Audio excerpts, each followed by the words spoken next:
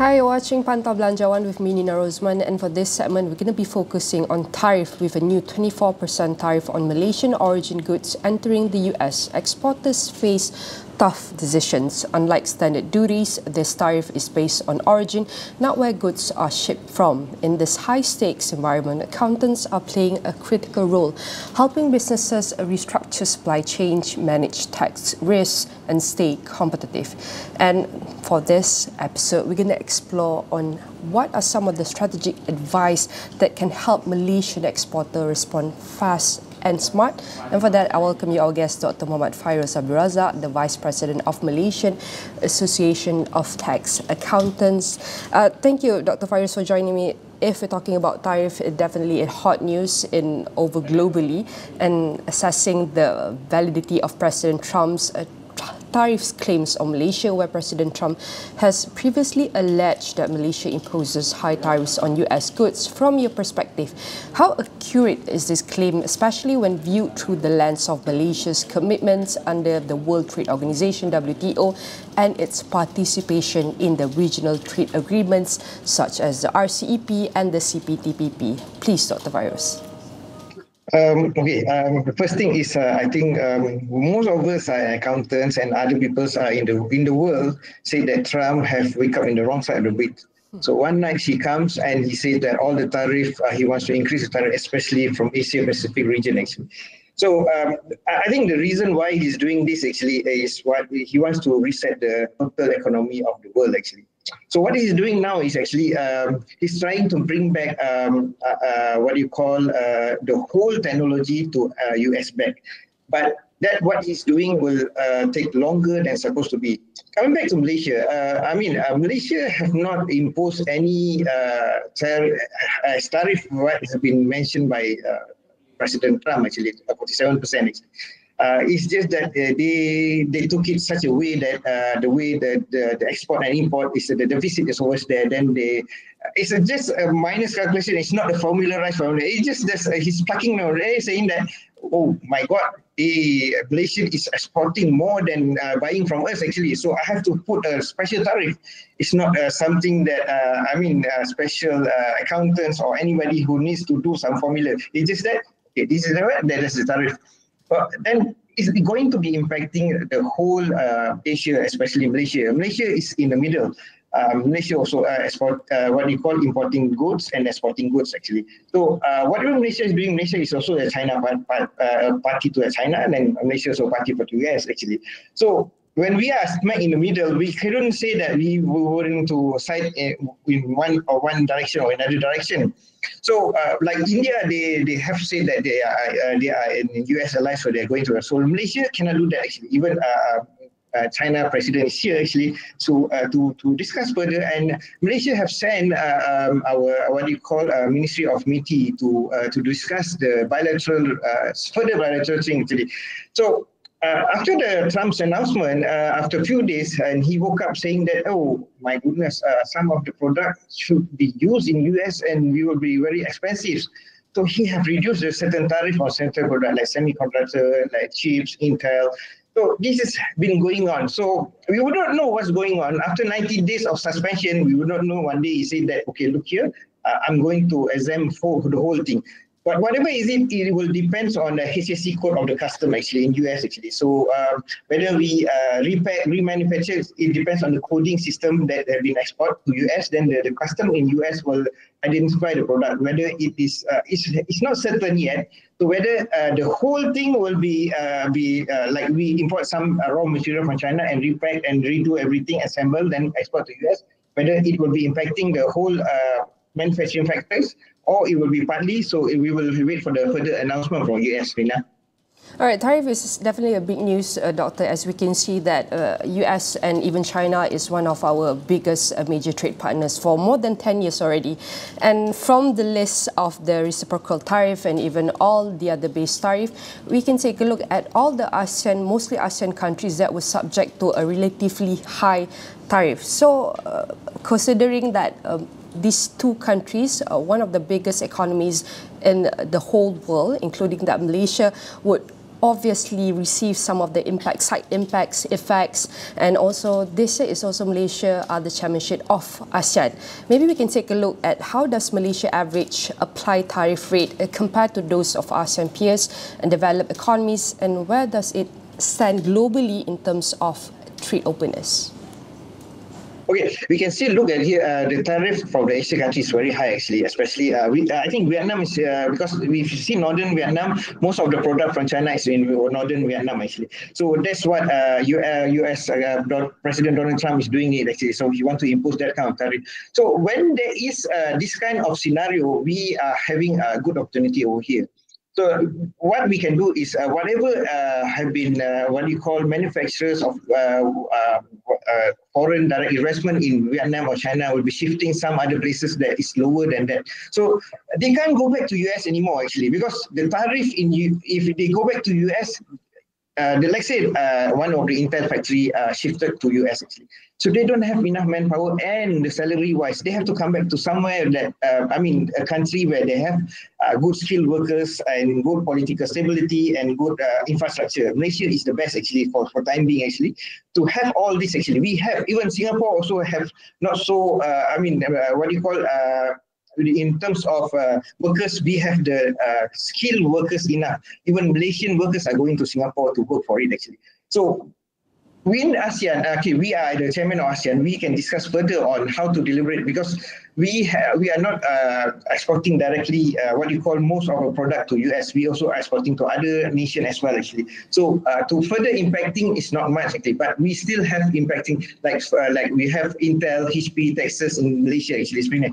But what I have heard about it actually, they would not move away from Malaysia, because we have enough, like I mentioned before, actually, we have enough skilled workers and our infrastructure is fully integrated. Just that maybe when the discussion, bilateral discussion between Ministry of Trade and US, so it will further reduce the tariff to a certain amount that comes back to the momentum. So what ASEAN can do is we stronghold on saying that the tariff is unfair to everybody. Okay, maybe we have to reset something, but we have to do it such a way that it doesn't impact the whole world, and it will not jeopardize in US. Even in US also having, the businessmen also going to sue President Donald Trump, as what I heard before actually.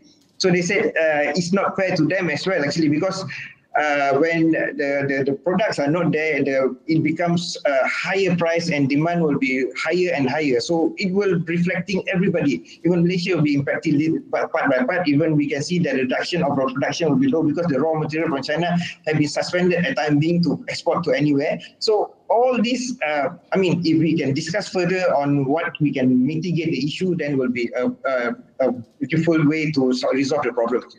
And given the geopolitical context, Malaysia definitely have to find opportunities, strategic rooms and ways to leverage this narrative diplomatically or economically. And with the situation, intensification of US trade barriers, what proactive strategies can Malaysian exporters deploy to reduce exposure, or we can say minimize the negative impact, particularly in high-risk sectors such as electronics, palm oil, derivatives, or even rubber-based products, Doctor? We have existing market. We have not fully utilized the existing market. We have Turkey, we have Middle East, we have Africa. So maybe we have to concentrate more to this kind of nation rather than we go. We can export further more than supposed to be actually. So if ASEAN can access to the other than traditional market, so diversification of market will be helping us actually in economic stability, especially China. China, if you can see, China is world dominating on most of the product actually. So I assure Malaysia want a winning situation over here, win-win situation. We don't want to offend US. We also want to be when the products are mostly coming to China. So we are. We are grateful that all the factories will be coming here sooner or later, actually. So with this diversification of market, I think we can, reduce the risk of, the trade war of US and everything, and the tariff will be reduced, actually. In navigating all of these challenges, should Malaysian firms consider relocating parts of the supply chain to third countries with more favorable US tariff treatment? And what are some of the operational and regulatory trade-offs of such a move? I think depends on the government incentive and tax incentive actually. Because if you want to move to one country, based on the incentive, like what we have mentioned before, I mean, Malaysia need to tweak some of the incentive given because we have pulled back most of the incentive. Maybe this kind of incentive to the manufacturer to be tweaking to suit what have been done currently to be competitive. So all the manufacturers will be expecting a tweaking on the incentive given by the government so that they will be stabilizing the price and trade war. To go to the third world country, I think we are more favorable rather than third world country. We are, I told you that we have enough skilled workers, infrastructure is there, stability of economy, and we have all the necessity things to manufacture and to export back to the third world country. And talking about we have enough and sufficient value, and are there innovative financial instruments or hedging mechanisms such as forward contracts, tariff insurance, or even tax credits that exporters can adopt to mitigate risks arising from the tariff unpredictability? Yeah. That's the one I said that we have to tweak the what you call the incentive and tariff actually. So in order for us to balance up everything, the tariff or the incentive should be, to not to be favorable. It should be a win-win situation between the business communities and the government as well actually. Because in order for us to accommodate what the tariff, because we are uncertain, because over the night it will be changing. If you can see that when he wakes up, he's changed something else and it becomes something else. So we to ensure that we will have to wait until 90 days. But when we wait for 90 days, we cannot wait until that because most of the raw material will be depleting and the assembly line will be, we will reduce the assembly line while waiting for the announcement. So we couldn't wait there. So what we can do is we tweak our incentive and we do such a way that we're going to have new partners in the trade economy exporting actually.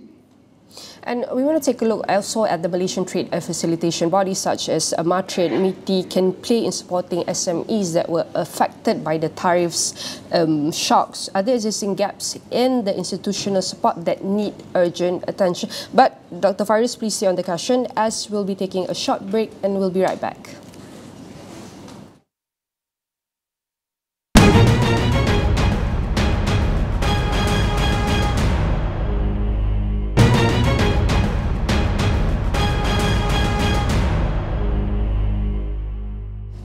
Alright, welcome back to Pantau Belanjawan. We're still discussing about tariff. How can accountant ensure a safety roadmap for exporter especially? And we're still with our guest. Ready on the line is Dr. Muhammad Fairuz Abdul Razak, Vice President of the Malaysian Association of Tax Accountants. I would say thank you very much to Dr. Fairuz.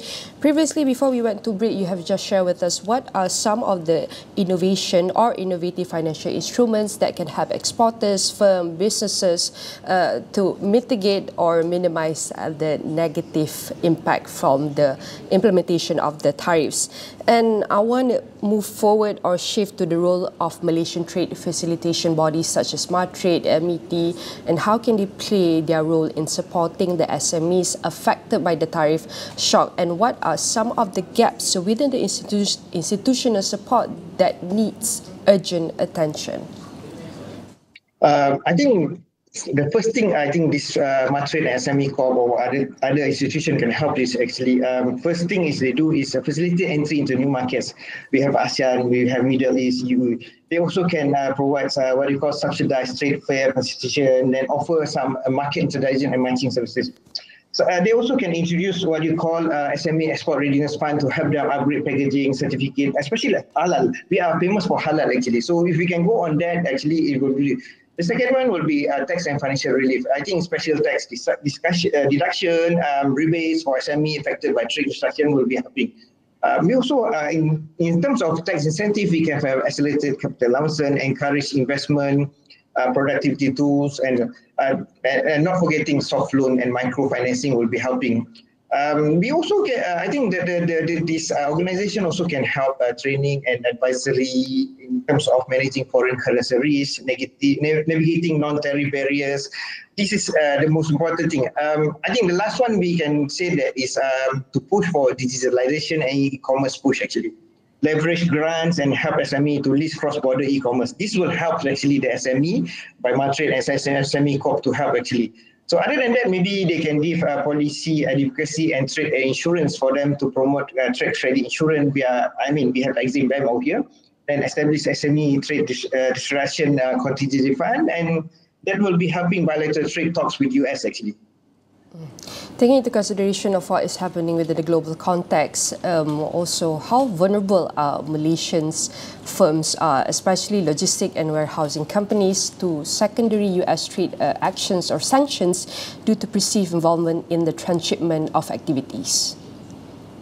We have strengthened our infrastructure, logistics and digital readiness. So I think we would not be affected in so much actually, because we have offered China's strategy to have international firms over here. So, in terms of that, our exporting will be appropriate to that. So we have enhanced our national competitiveness to a certain level. So our automation and ESG practice will improve the logistics of reduction of production. So in terms of competitiveness, our business to export, there's no issues on that. So our policy is certain, and our incentive are speaking to what you call market tweeting to the sentiment of tariff. It will help actually. How can Malaysia especially strike a careful balance between attracting foreign direct investment, FDI, and preserving its trade integrity and international credibility? Every country would like to have a winning side with this trade war actually. So I'm supposed to be, since we are inclined to China actually. So most of the Asian countries are inclined to China. So we want whatever tariff have been imposed to China, maybe the foreign entity there will be coming here, because whatever going to be exported there, we will be the the hub for the manufacturing over here actually. We are already there, so we will be more inclined to have more FDI and manufacturing to be coming in Malaysia sooner or later actually. This will help because our policy is certain actually. Because we can see we are fast tracking in investment approval, priority national interest industry like semiconductors, we have palm oil. So we have positioned ourselves to trusted global manufacturer partner actually. So it will help our business community and our economy as well actually. And we need all the help that we can get. And I'm going to take a look at the strategic role of tax advisor and trade consultant in export planning. And talking about tax advisor, consultant, as you are right now, probably giving some of the advice on how to mitigate some of the tariffs impact. Why is it increasingly vital for exporting companies to engage with qualified tax advisors or even trade consultants when navigating today's volatile and complex tariff environments? That probably they say is going to be a long-term economic trend. Yeah, because in order for us to understand the tax and tariff issue actually, so we will need some what you call tax consultant or trade consultant to be there to advise them.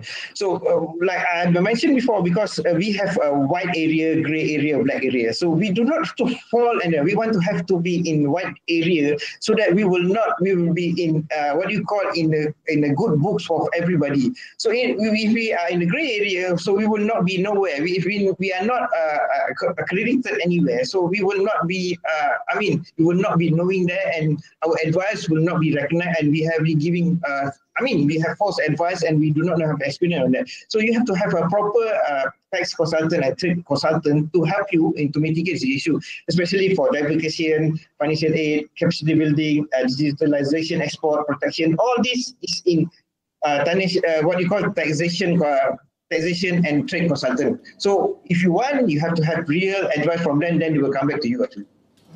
And beyond compliance, Dr. Fairuz, how can these experts contribute to long-term strategic initiatives such as supply chain restructuring, tariff engineering, or even product reclassification to optimize duty exposure? If government can provide subsidy or grants, they will be beneficial to everybody. But we have to reposition ourselves into non-US supply chains. That will help a lot actually. So invest in local sourcing to reduce reliance on imported input will also. So like we like our food product, if we can invest in local sourcing, then will be much more better. So we would like government to enable SME to become part of MSC vendor development program under MITI, especially MITI, VDP scheme actually we call it. That will help actually most of our in national interest, and we will reduce reliance on import as well actually.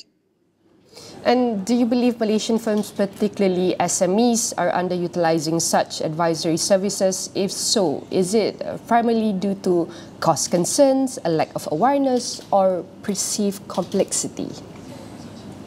It will be lack of awareness and complexity actually. So in terms of pricing, there's a matching grant for it actually. So if you have proper thing, the advice and consultant be there, should be no problem. It's awareness of that actually.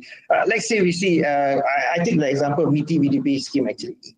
SME need to participate a lot actually. If they do not know about this program and awareness for it, and the association or other bodies who have not informed them, they will not know at all actually. So we need to be vigilant and know about it, how to have this kind of support. Even digital grant, it's not mostly taken up by most of the SME actually. They are not knowing, or they do not know, don't want to take up because they want to change actually. Time have changed from what you call post-COVID actually. We have more AI now actually. Everybody is using AI now actually. So, and currently the blockchain traceability and smart logistics for export is more reliability than the old school actually. So we have to go for it actually. Moving forward, and what are some of the things that Malaysia can learn from other countries, a few other countries that may be already hit by high tariff a long time ago, and how did they handle it? What they do is actually, it considered cheating actually. I can say that actually it's not cheating actually, it's just a trade business way of doing. So they will go to some smaller countries with less tariff, then they will be there. Then they will have, they do their assembly there, then they will export from there actually. So that's why I said in the beginning, I mentioned that it depends on the HSC US custom code actually. So it all depends on ROO actually, certificate of origin actually. So it will be there, that will be determining of tariff. So in order for us to reduce the tariff and to have export, then it will be a better way to use that actually. And Dr. Faris, maybe we can take a look at what some of the, for upcoming Belanjawan 2026, what are to be expected in order, mainly our focus is how can we improve our tax implementations moving forward? If you ask me, I'm an advocacy of the GST and VAT actually. So if you want to change everything locally, that will be the best actually. So that, currently the business community been complaining because we have a lot of, it's good for government to have this kind of revenue, and we are ready for GST or VAT. So because we keep on, we are expanding the expansion of sales and service tax or all types of taxes. So we need something that is easier for business to adopt and consumer to accept actually. So the acceptability of GST VAT will be much more beneficial to local to our country, and it will even foreigner will also say like less burdensome and less compliance to be adhered to actually. So in order in future, if possible, Malaysia should be coming back with GST and VAT so that it will be much more easier for all the business community to have one reporting rather than multiple reports to be reported to the authority. So to help reduce the burden to reporting wise and to claim, and the authority itself actually will be easier for them to conduct compliance as well actually. If you have one reporting, will be easier rather than you have multiple report. This kind of things will be having burdensome to both parties actually.